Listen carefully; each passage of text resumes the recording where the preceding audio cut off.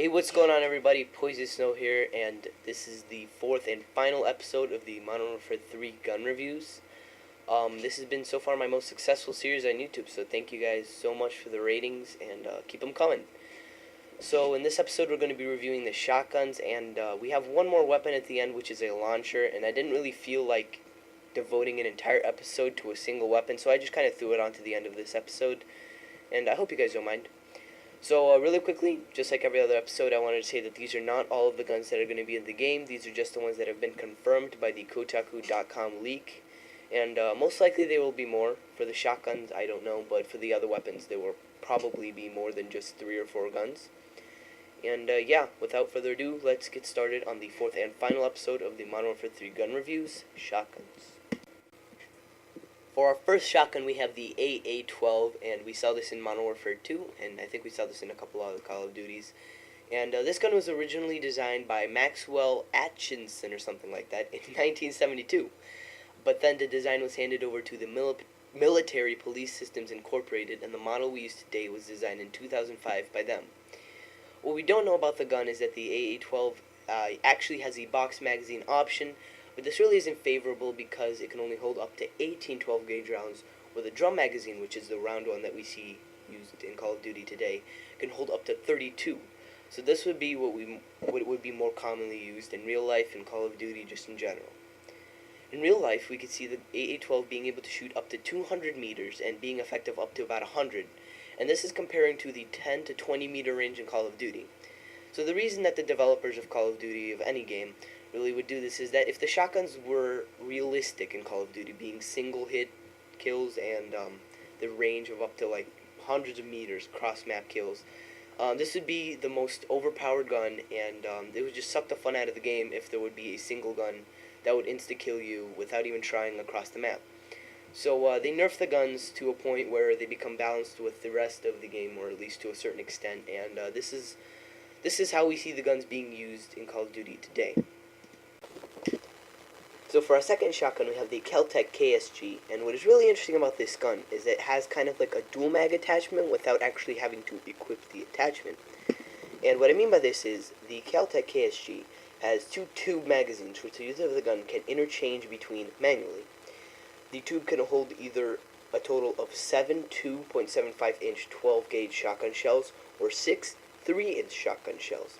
And this is very useful because instead of actually having to reload the gun, you can kind of switch the magazine. Instead of having to reload, you kind of just, I don't know, probably press a button, and this instantly gets you the ammunition from that magazine. And this is going to be very useful because it's kind of like extra ammunition to your gun without having to spend the time or make yourself vulnerable by reloading. And this is going to be very interesting, and I'm not really sure how this gun is going to work. It's probably going to be the equivalent of the Spaz 12 in Modern Warfare 2, and I say this because this is a pump-action gun, and the only one from what I see. And a pump-action gun usually means that it's a gun that has high damage over a larger range than most shotguns, but the fact that it's pump-action kind of makes it less usable with people with not amazing aim, because you kind of have one shot, then you have to pump it again, and then take the other shot. And this is either a good thing or a bad thing. To people that have good aim with the game, I would suggest using the Kel-Tec, mainly because you're going to find better luck using this gun and getting quicker kills with it. But if you need usually 1 or 2 shots to actually get the hit on the person, I would suggest using automatic weapons such as the AA-12, or even not using a shotgun.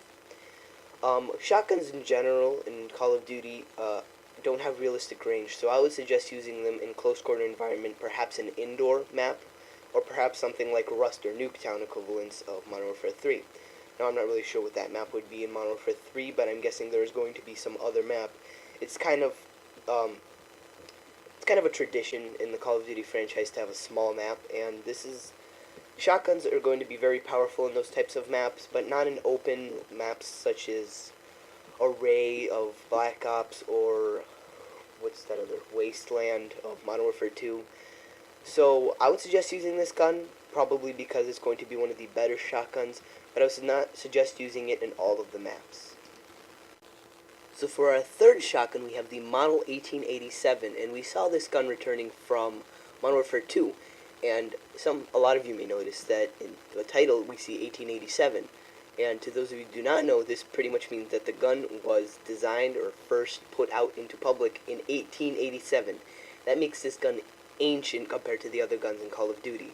So this is over a century, like, to this day would be over 130 years old. And to those of you that may not understand the full caliber of the situation, that means that a gun that's over 100 years old is still being used today as a shotgun, something that people would recognize even outside of Call of Duty. And that's quite impressive from my standpoint. But this is going to be probably one of the only lever action shotguns that we see in Call of Duty, just because they don't really like to put those in.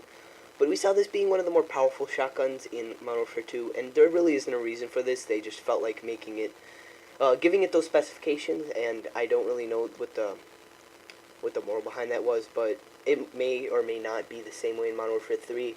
And I can't give you too much real-life specifications. I know it's a 12-gauge shotgun. It also uses 10-gauge slugs sometimes, but can't give too much real-life specifications just because this gun is so ancient. But I expect it to be one of the better guns, just because of its reputation, but I don't really know what they're going to do with it in Modern Warfare 3, and we're just going to have to go wait and see till November 8th. So for our fourth and final shotgun, we have the Armsteel Striker, and this is the only gun so far that I see that the country of origin is South Africa. So this is one of the less powerful but more usable guns, and I say this because it has a large clip, and it's a semi-automatic shotgun, so it's better for those people that don't have amazing aim but just like to get those insta-kills at short range. And this gun can be useful at some points, but I wouldn't really suggest using it because of its reputation and its real-life specifications. It's pretty powerful, but its range is drastically lower than those of the other shotguns that I've seen, being at about 50 meters, and just overall not really a powerful shotgun. Perhaps they're going to give it some nice specifications in Call of Duty Modern Warfare 3, I do not know, but according to what I see and according to what we've seen in the past, I don't really find this to be one of the most powerful guns. As for our final gun in this series, and the only confirmed launcher, we have the M320 manufactured by Heckler & Koch, and the country of origin is Germany. And at the sound of a launcher, a lot of people suddenly get disappointed, and I can assure you guys that noob tubing or launchers or explosives in general will not be as much of a peeve as they were in Modern Warfare 2. The reason I say this is because the Modern Warfare 3 community manager has already outspoken and said that for sure 100% grenade launchers and explosives will not be replenishable by scavenger, and one-man army will not be a perk, nor will be danger close. So we cannot see these guns being as powerful as they were in Modern Warfare 2, perhaps about the same as they were in Black Ops. And as for the gun itself, I can't really say much. I know I won't use it because I don't really like using launchers in Call of Duty. I just don't find it interesting. It's either overpowered or it's just unusable, as in Black Ops. But that's pretty much it, and let's go on to the outro for the series.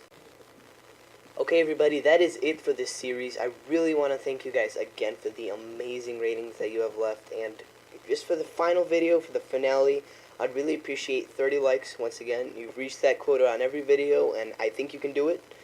So, yeah, once again, thank you guys so much for the amazing feedback, and I really did hope you enjoy. All of the annotations to all of the videos should be on the screen right now, and if you are on a mobile device, I will put also the links in the description. And I really hope you guys enjoyed, and yeah, that's pretty much it, guys. See ya.